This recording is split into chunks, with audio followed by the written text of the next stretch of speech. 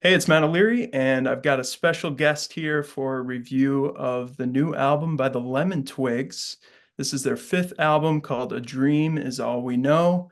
Really excited to be joined by Jason and Joe here. I'm just gonna like hazard a guess that if people watch my channel, they've probably crossed paths with Taste Like Music. I feel like you guys could start like a academic course just because of the sheer quantity of music that you cover. And it's probably if the world's busiest music nerd has already been covered, then you guys are the most like comprehensive music nerds. Jason's the headmaster of the channel, so he can speak for us for Taste Like Music.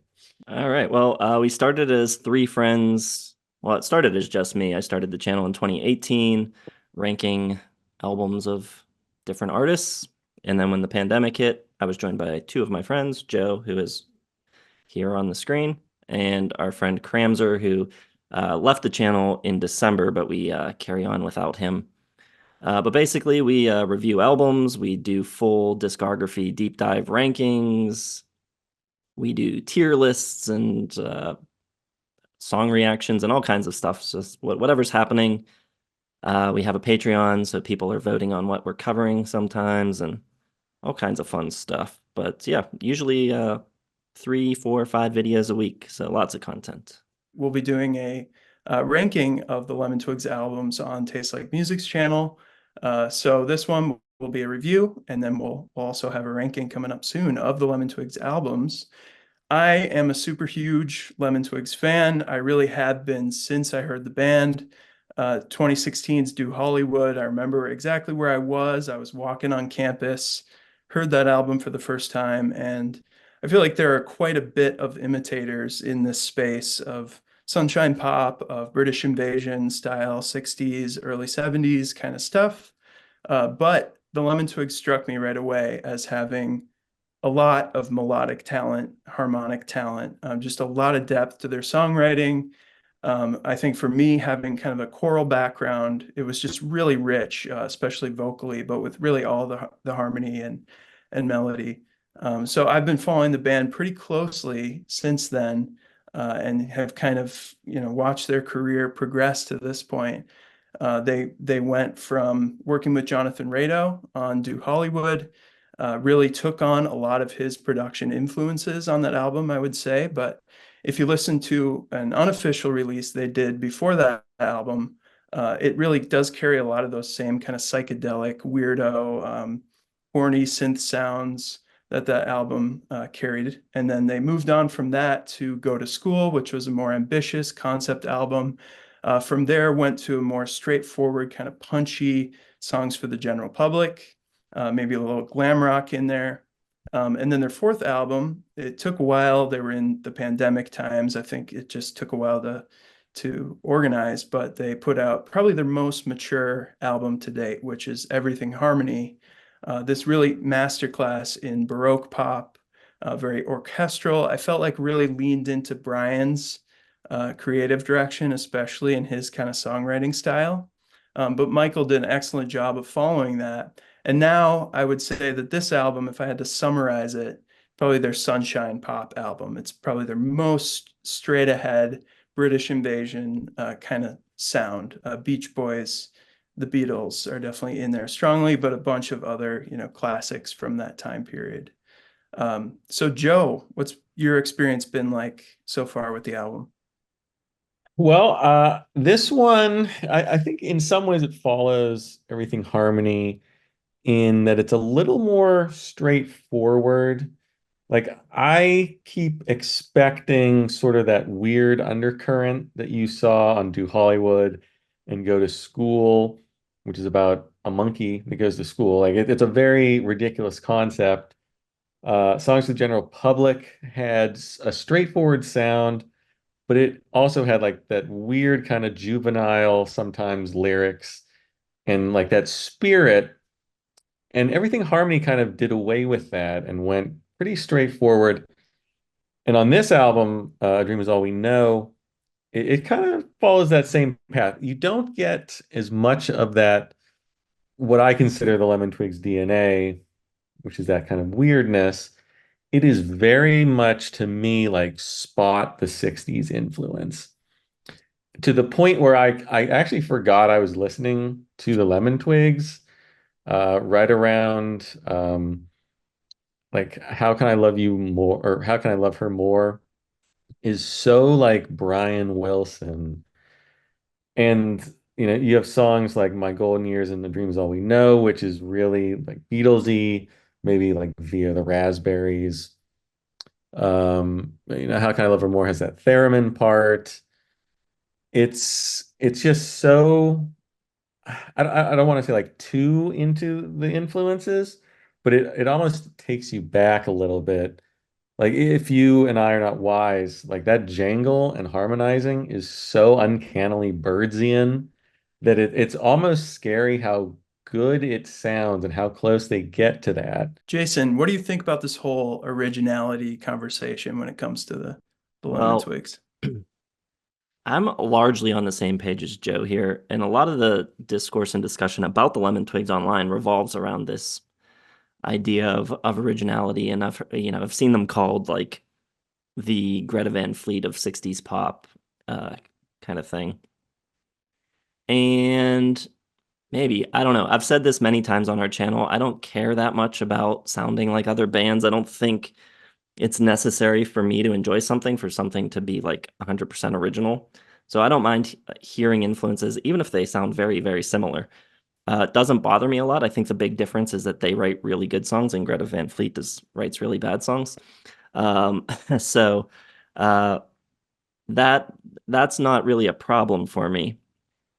I do think it's odd though. It's weird to see a band go from, I think, having more of their own sound towards emulating things even more. I think that's odd in the history of music. I can't really think of another band. Typically, you start out sounding like your influences. And I mean, on those early records, those influences are there without a doubt. But to go just like all in on them and like on these last two records, kind of do away with more of their own spin on the thing is weird.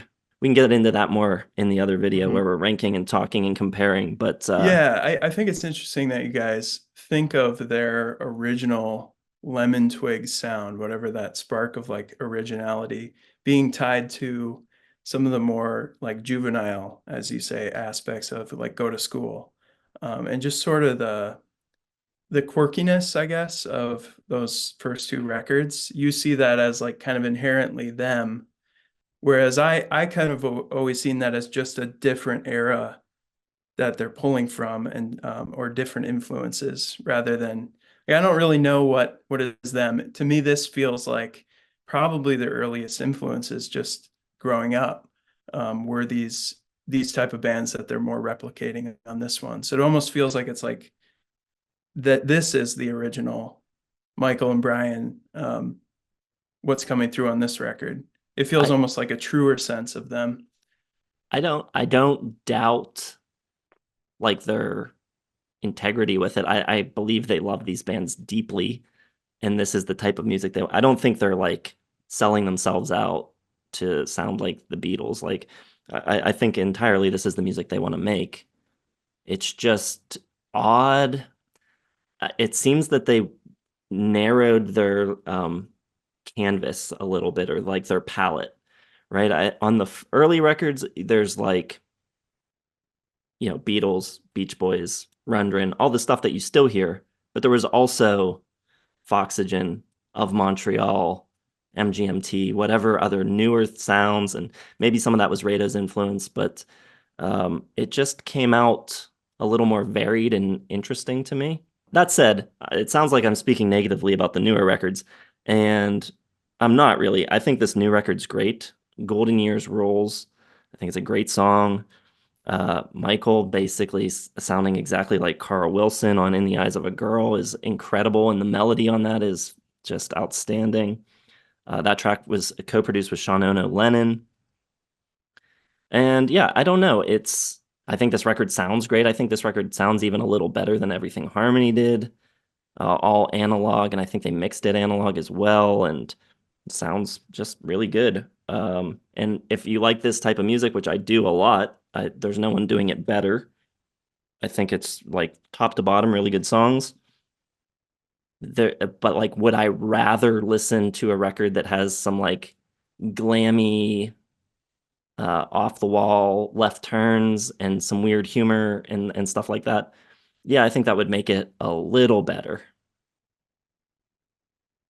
Sure. Yeah, I think in my ranking that I probably agree with you guys more than it seems, that I kind of like the unpredictability of some of those early records, quite a bit. And you mentioned My Golden Years. I think that for me was almost like top spot song of the year pretty immediately. It's just been like one of those that I feel like I can listen to constantly and it never gets old. It has like pretty strong power pop vibe, and my toddler just keeps requesting it over and over again. So I feel like I'm living in my golden years right now, listening to that song and just watching like her enthusiasm for it, just wanting it over and over again and watching the music video. And, it's been really good. I can't really think of a bum track here, which is, I feel that way almost about their entire discography. There are very few songs that I don't like, but this is just solid from front to back. And I don't know if you guys have heard the B-side or the non-released Gifts? No, I haven't song. heard it yet. Gift or Gifts, It I think. Yeah, it is so good. I think it could have been a single and no one really would have batted an eye. Like it's so strong.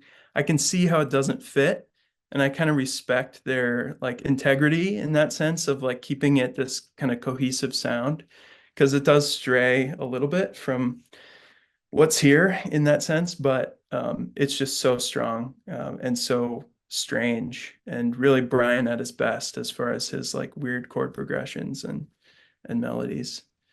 What are some other highlights for you guys across the album? I'm kind of like you. I don't think there is a single track on here that isn't excellent.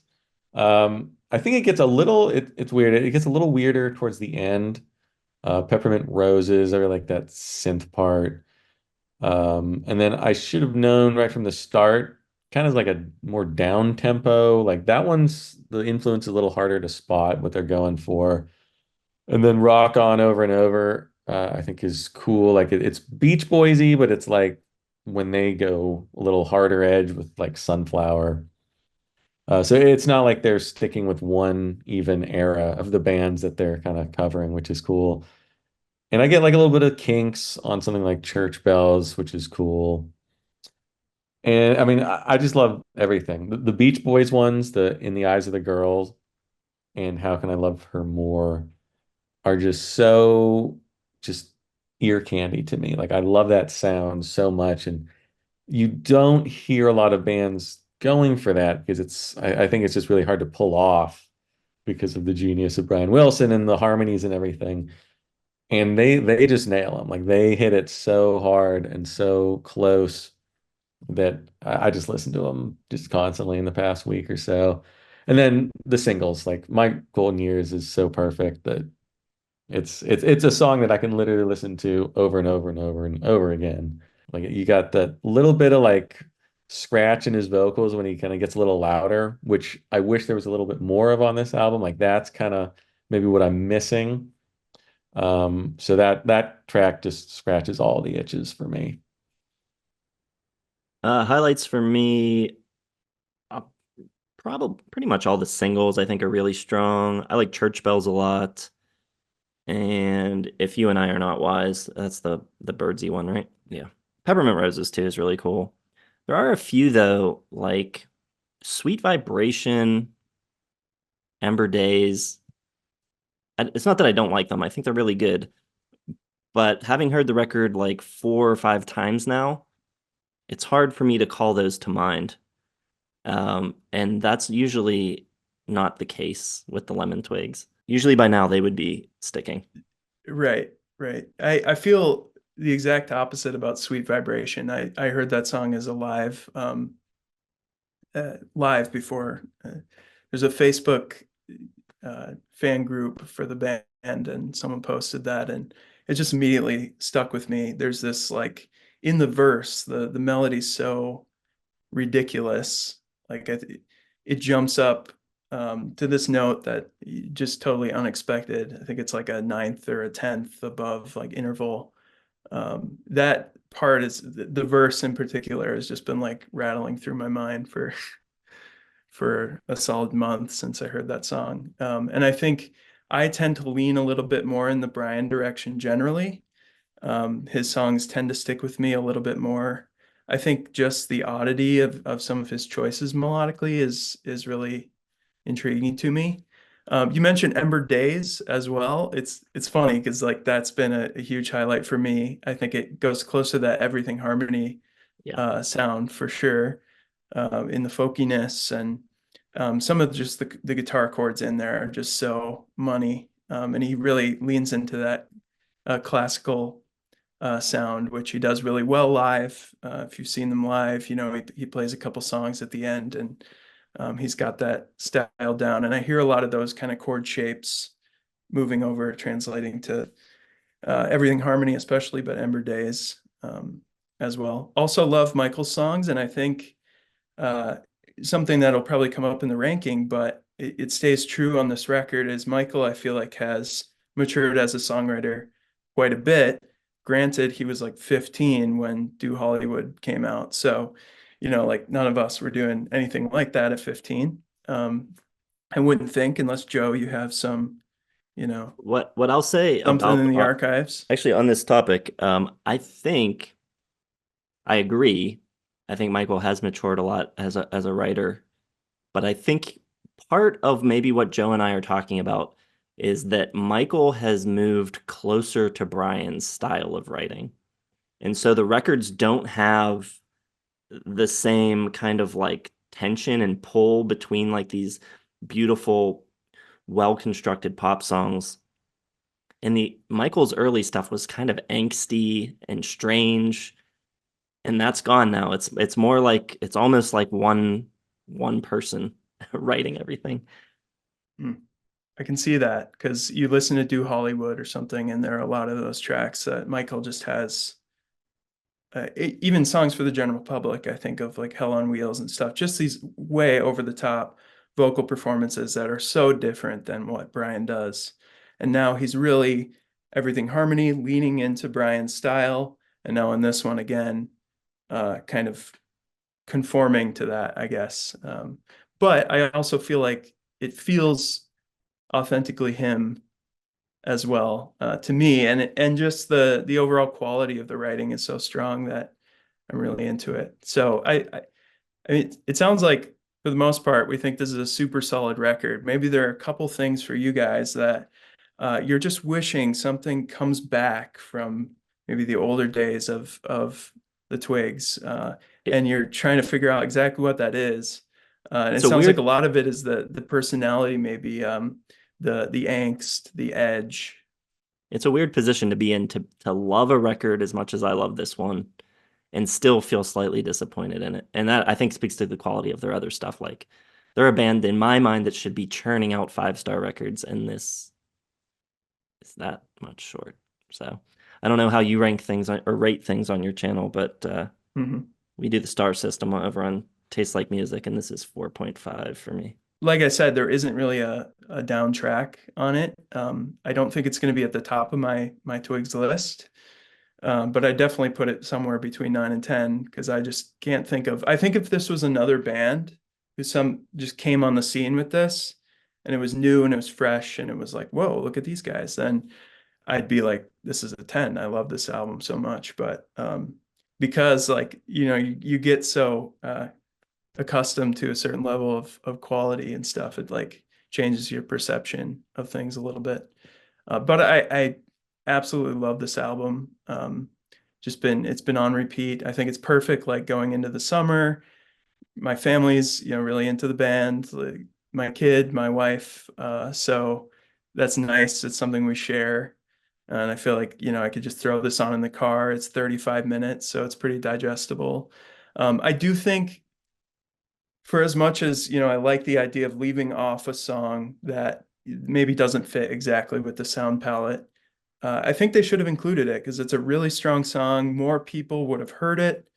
And also, it does feel a little bit short. Like by the time I get to Rock On, I'm like, I'm not ready for this song quite yet. It's interesting to think what they're gonna do next. I don't really know. It feels like this was like an unexplored, but inevitable path for them. This album that they were gonna try to just lean like earlier '60s, mid '60s at some point, and it feels like they finally did that. So It yeah, for me, feels it's nine or 10. it feels to me like they've taken this as far as they can now, though. Like I feel like Everything Harmony and this are like sister albums, and I don't know if you can do a third record that's this heavily 60s worship. What I would personally like, and I don't think this will happen, I would like to see them do a full band record with the live quartet instead of just the two of them making the record. But I do not expect. Bring in Danny and the drummers, Yeah. creative influence a little bit. What do you think about this band's influence on music more broadly, and especially just rock and kind of this dour mood that everyone's in about rock in this decade and where it's going? Do you think that they are kind of on this island all by themselves and we can enjoy them and appreciate them, or do they have a more broad influence on where the scene is going? It's so hard to say anymore. I feel like, I mean, they've definitely picked up some steam with Everything Harmony and Fantano getting on board, which is weird to That me that helps. that's when he decided to get on board. That seems like it should have been the other way around. But yeah, I don't know. It's hard to tell anymore what effect anyone has on anyone else because everything is so segregated and niche, and I don't really think it's going to have a huge impact. So I kind of lean a little more towards them being on an island, although I think there's other artists that are doing somewhat similar things that are fantastic. So Yeah, unfortunately, I don't see a, resurrection of 60s sunshine pop rock taking over the airwaves. As much as I would love to see that happen, I don't know. It'll be interesting to see if this kind of goes beyond sort of the niche people like us. I don't know if Fantana's listened to this one, so I don't know how widely spread it's going to get, but I'd love for people to just be like, "Oh my God, yeah, we could do an album Yeah. like this. Let's get into this sound." I think it's such well-trodden territory, and like, how are you going to beat the Beatles and the Beach Boys? It's such a cornerstone of like popular music history that it's a bold territory to jump into because you really have to nail it to get it right. So I almost like give them more kudos because they're like sticking to their guns, like we're gonna do this. I know they're getting all, this kind of flack, but I do see them everywhere. It seems like, you mentioned Fantano and the Fantanos of the world catching on. I feel like the secret's kind of out about this band. I really feel like they were pretty underground there for a couple of years, but yeah, Everything Harmony just kind of brought them to a new level. So yeah, I'm stoked for them. I'm so happy that people seem to be catching on, and yeah, just really loving this album. If you haven't yet, go check out Taste Like Music's channel.